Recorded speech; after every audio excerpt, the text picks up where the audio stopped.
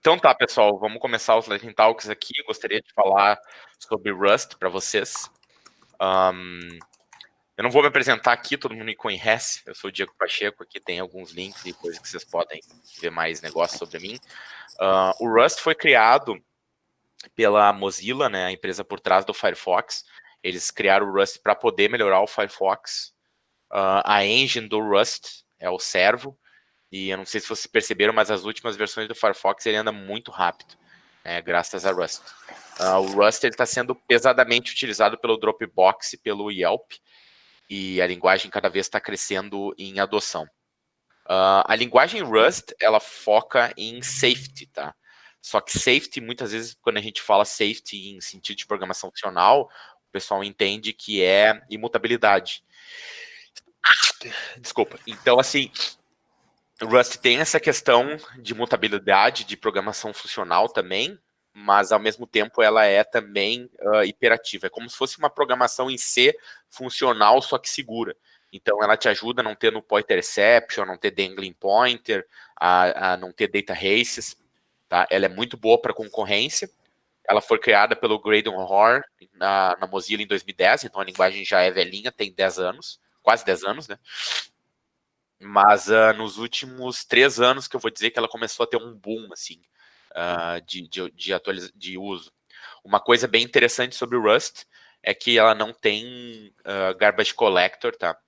Então ela não usa GC, ela tem um outro algoritmo que é chamado de high, né? É um pouquinho diferente de garbage collector e é bem mais eficiente. Em Rust existe o cargo, né, e no cargo existem crates. Crates, digamos que são as caixas, né? É a modularização do Rust. Então, assim como em Java a gente tem jars, em Python a gente tem eggs, em Ruby a gente tem o gems, né?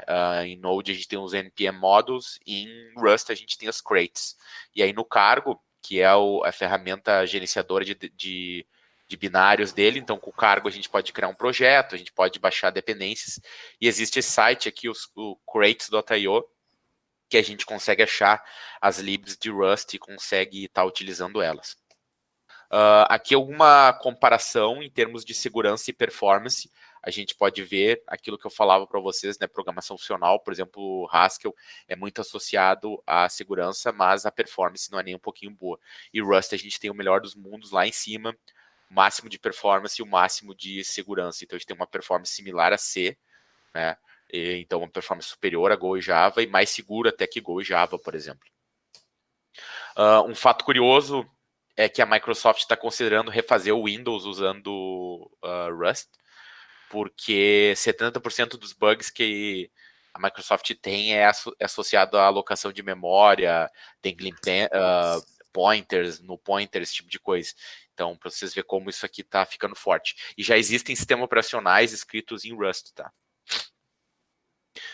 Uma coisa legal também, Rust, é que é a engine default, tá, de WebAssembly. Então, WebAssembly é um protocolo binário que está surgindo aí no browser para a gente conseguir compartilhar e executar código de forma portável. Aí existe esse projeto aqui que é o Asmer, que é tipo uma maneira da gente ter uma espécie de Docker baseado no WebAssembly, né? Até o criador do Docker falou que se ele tivesse visto o WebAssembly, ele não teria criado o Docker com Docker, ele teria feito com WebAssembly, e essa é a ideia do Asmer, né? Então eu consigo rodar aplicações que estão empacotadas com WebAssembly em qualquer lugar, consigo ter interoperabilidade com qualquer linguagem, e a tela, né, o browser começa a ter um assembly, né, começa a ser binário, ao invés de arquivo texto. Então a gente começa a poder programar talvez o front-end em Rust ou em Go ou em qualquer linguagem de back-end, desde que ela gere o WebAssembly, porque no browser vai ser tudo binário. Isso não significa que tu não pode, não precisaria deixar de fazer JavaScript, mas a questão é que talvez o browser não vai rodar JavaScript, vai rodar WebAssembly. Então isso é o futuro. E o Rust está totalmente envolvido com isso, tá? Mas assim, falar é barato, vamos ver um pouco de código. Então aqui eu estou mostrando para vocês a questão da imutabilidade e da mutabilidade. Então a gente tem uma variável A ali, ela é do tipo i32, então ela é um inteiro de 32 bits, tá? E eu estou dizendo que eu quero alocar 5 posições na memória. E aí eu já estou criando um array de 5 posições. Aquele mute significa que eu vou poder mutar. A gente tem uma variável B aqui, que eu não tenho mut. Então, se eu tentar fazer um assign de um outro valor, ele não vai compilar. O compilador vai me pegar. Então, ele já está tratando mutabilidade por default, tá? E tem umas coisas legais, por exemplo, aqui eu posso fazer um backfill. Se eu quero criar um array, eu quero encher ele de números 10. Eu simplesmente faço ali, ó, abro o... eu nunca sei aquilo ali, colchete.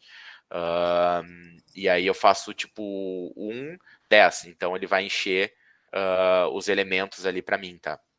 Aqui eu estou mostrando um exemplo de for em Rust, onde que eu estou criando uma variável i, eu estou indo de 0 até o tamanho do array, né? E aí eu estou percorrendo ele. Então, Rust tem uma sintaxe bem interessante, bem produtiva. Aqui tem uma outra coisa legal do Rust, que é o unsafe, tá? Que por padrão o compilador não compila, ele não deixa tu fazer um monte de coisa. E se tu quiser fazer coisas perigosas, tu vai ter que usar um bloco unsafe. Por exemplo, aqui, eu tenho uma variável mutável estática global, que é um counter aqui, que ele é um inteiro de 8 bits, e eu estou tentando acessar ele dentro de uma função. Isso o compilador não compila. E aí, se eu quiser fazer isso, eu tenho que botar um bloco unsafe. E o legal é que daí no code review, se a gente vê um bloco unsafe, a gente pode não aceitar o code review, negar o PR e forçar o programador a não fazer esse tipo de coisa. Então, isso aqui é fantástico. Aqui tem um exemplo com generics, tá? Então, o option t, que é o monad maybe, né, da programação funcional. Então, eu estou criando um option ali chamado result, tá? E ele é um float de 64 bytes. E aí, eu posso fazer um if já na hora de atribuir para a variável. Eu estou dizendo assim, ó, se o y for diferente de 0.0, eu vou criar um sum e vou dividir o x pelo y, porque eu não quero ter uma divisão por zero. Senão eu vou botar um none, que quer dizer que eu não consigo ter aquele valor. Eu vou fazer isso tudo numa linha. E aí na próxima linha eu estou fazendo um pattern matching já, aí eu já pego aquele result, e se ele for sum, eu faço uma coisa, se ele for none, eu faço outra. Então a gente tem uma programação funcional e segura aqui. Aqui eu tenho um exemplo de um pattern matching mais poderoso. Eu não vou entrar nisso agora, mas o Rust tem 3 tipos de strings, tá? Essa string que eu estou usando ali, que é um amp single quote stat.xtr, é uma string literal que ela é embutida dentro do código, tá? Ela é extremamente performática, mas ela tem várias limitações. Mas eu não vou entrar nisso agora, tá? Mas o Rust tem várias formas de trabalhar string. E aí que eu estou fazendo um pattern matching bem poderoso, porque eu estou dizendo assim, ó, se eu receber um 0, eu quero retornar string null. Se eu receber um número 1 ou 2, eu quero retornar string sum. Se eu receber um valor que está no range de 10, 11, 12, eu quero retornar string lots of.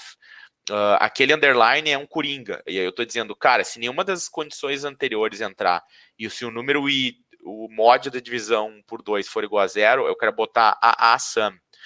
Do contrário, qualquer outra coisa eu quero botar fill. E aí na linha de baixo eu tenho um for, que eu estou criando números de 1 a 13, e aí eu estou passando esses números para essa função para resolver para mim. Tá? Aqui eu tenho um exemplo já de programação funcional, onde a gente tem closures, a gente tem high order functions, a gente tem traits, tá? Então eu estou criando uma variável sum, e eu estou criando números infinitos aqui, tá? Seria uma sequência infinita para quem vem de escala. Então eu estou criando de 0 ao infinito, e aí eu estou mandando mapear aqueles números e pegar um x, e aí eu vou pegar aqueles números e vou multiplicar ele por ele mesmo. Então 0 vezes 0, 1 vezes 1, 2 vezes 2, 3 vezes 3 e assim vai.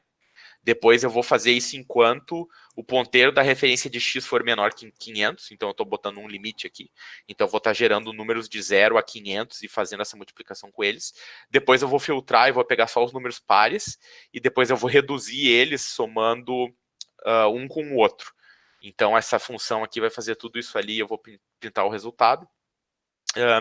E aqui eu estou dando um exemplo de high order functions, que é essa função isEven, para saber se um número ele é par ou ele é ímpar.